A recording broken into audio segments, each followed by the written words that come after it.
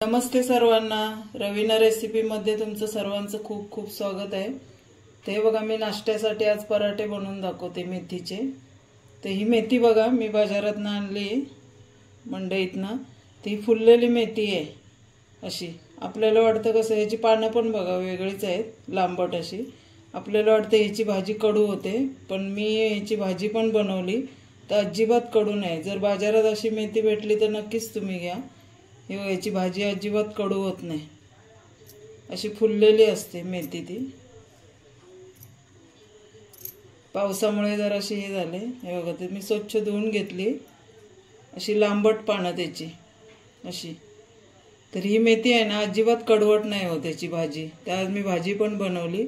तर आता याचे पराठे बनवून दाखवते मी माझ्या पद्धतीमध्ये कसे बनवते।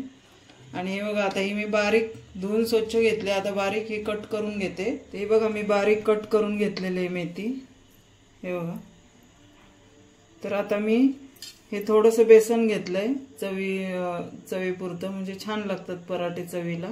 याच्यामध्ये आता मिक्स करणार मी। आणि अद्रक लसूणची पेस्ट घेतली थोडीशी, म्हणजे ठेचून घेतले।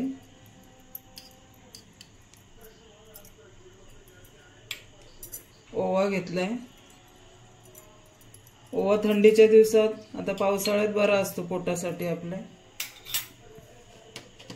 आणि लाल तिखट घालायचं थोडंसं चवीनुसार। हळद,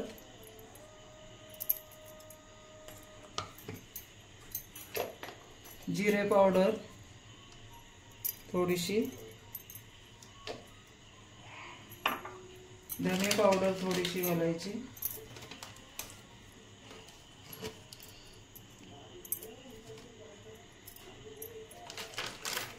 आणि गरम मसाला थोडासा घालायचा, कोणताही असू दे। थोडासा गरम मसाला घालून घ्यायचा आणि मीठ चवीपुरतं।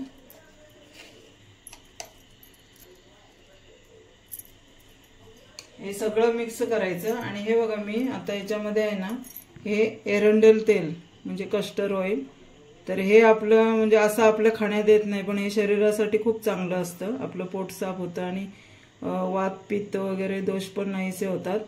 तर पोटासाठी चांगलं असतं। तर हे आपण असं कोणी आपल्या घरामध्ये असं पिणं म्हणजे कंटाळा करतात, म्हणून काय करायचं, कुठले पराठे म्हणा, भाकरी म्हणा, चपाती बनवताना त्याच्यामध्ये हे थोडंसं 1-2 थेंब असं घालून घ्यायचं। त्याच्यामध्ये आपल्याला काही चव कळत नाही।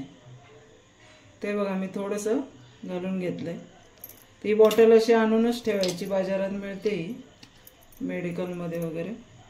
ते मी अशी आणून ठेवते आणि कशातही कधीतरी आठवड्यातनं एकदा मी असं कशामध्ये भाकरीमध्ये किंवा चपात्यांमध्ये असं मिक्स करते, नाही तर असं कोण खात नाही म्हणून। आणि हे सगळं आता मिक्स करून घेते आणि मळून घेते चांगलं। ते बघा मी असं घट्ट मळून घेतले। तर ॲक्च्युली मी गव्हाचं पीठ घेतलेलं आहे, मी मगाशी सांगायला विसरले। त्याच्यामध्ये थोडंसं बेसन घातलेलं आहे, हे बघ। तर तेलाचा हात लावून मी असं हे आता झाकून ठेवते 10-15 मिनटं, म्हणजे चांगलं मुरून येईल। ते बघा 15-20 मिनटं झालेली आहेत, आपलं पीठ चांगलं मऊ झालेलं आहे। तर आता मी पराठे बनवून दाखवते तुम्हाला। ते इकडं तवा ठेवलेला आहे, त्याच्यावर असं थोडंसं तेल किंवा तूप तुम्ही घालून घेऊ शकता। तर आता तेलाचा हात लावून मी छोटे छोटे पराठे लाटून घेते। असं गोळा बनवून घ्यायचं। हे गव्हाचं पीठ आहे।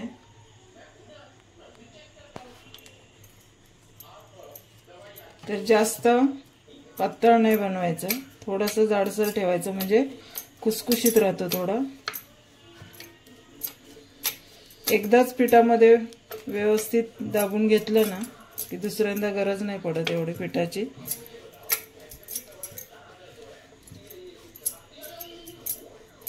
ते बघा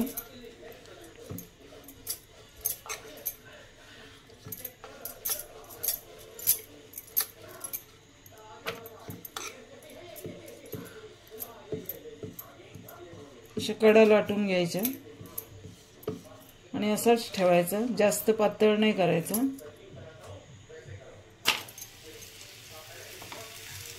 आता इकडनं थोडंसं तेल वगैरे सोडून घ्यायचं साईडने. तुपामुळे तर अजून चविष्ट लागतं. तर थोडंसं तूप लावून घ्यायचं वरून. तूप सोडायचं त्याच्यामध्ये. ते बघा मी तूप लावून घेते.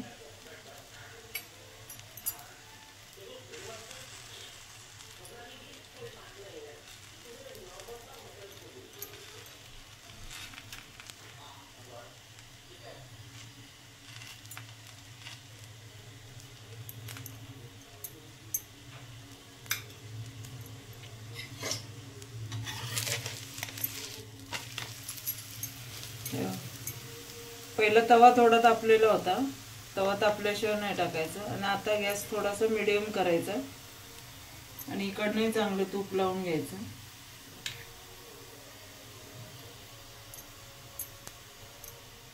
तूप असलं की चवीला पण खायला मस्त लागतो. तुम्ही असं पण खाऊ शकता गरम गरम चटणी सोबत, सॉस सोबत, किंवा शेंगदाण्याची चटणी वगैरे असली दह्यासोबत पण खाऊ शकता.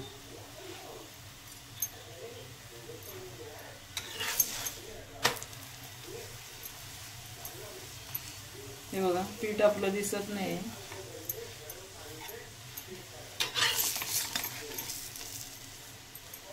असं दाबून चांगलं शेकून घ्यायचं.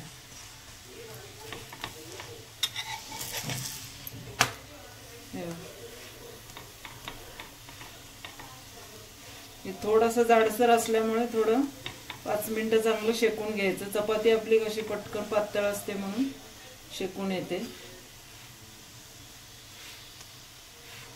तर सकाळी नाश्त्याला असे केले ना पराठे तर गरम गरम खूप मस्त लागतात.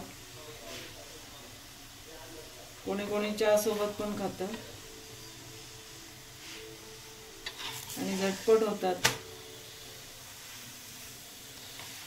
तर हे असे आता मी सगळे बनवून घेते. हे असं बनवलं असेच सर्व आता मी बनवून घेते. ते बघा आता आपलं झालेलं आहे. गॅस पण मी मोठा केलाय.